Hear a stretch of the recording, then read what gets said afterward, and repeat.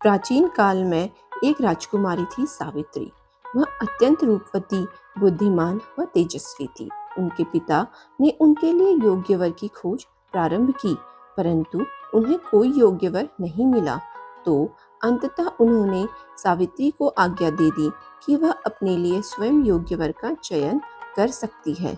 एक दिन राजकुमारी वन में भ्रमण कर रही थी, तो उन्होंने सत्यवान को देखा और वह उनकी सत्यनिष्ठा, भक्ति और मेहनत पर मोहित हो गई और उन्हें मन ही मन अपना पति मान लिया। सावित्री ने जब यह बात अपने माता पिता को बताई तो पहले तो उन्होंने राजकुमारी को मना किया, किंतु नारद मुनि ने भविष्यवाणी की थी कि सत्यवान की आयु बस 1 और वर्ष की ही बची है, वह इसके पश्चात मर जाएगा।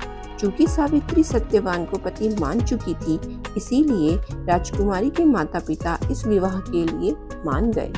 अब राजकुमारी सत्यवान के साथ वन में रहने लगी, परंतु उसे बार बार नारद मुनि की भविष्यवाणी याद आती। सावित्री अपने पति की लंबी आयु के लिए देवी देवताओं की पूजा अर्चना व कठोर तप करने लगी।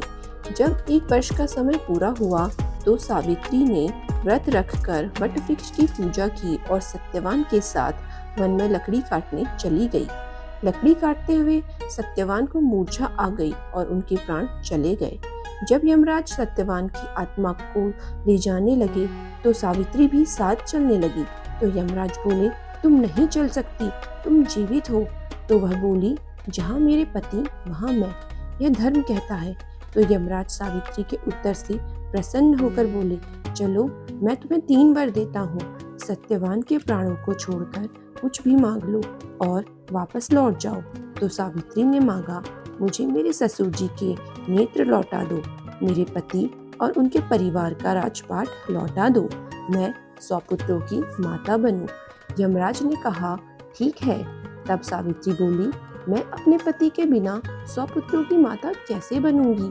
चूंकि यमराज वर दे चुके थे तो उन्हें सत्यवान के प्राण लौटाने पड़े। इस तरह सावित्री ने अपनी बुद्धिमानी से सत्यवान के प्राण बचा लिए और वे सदा प्रेम से रहने लगी।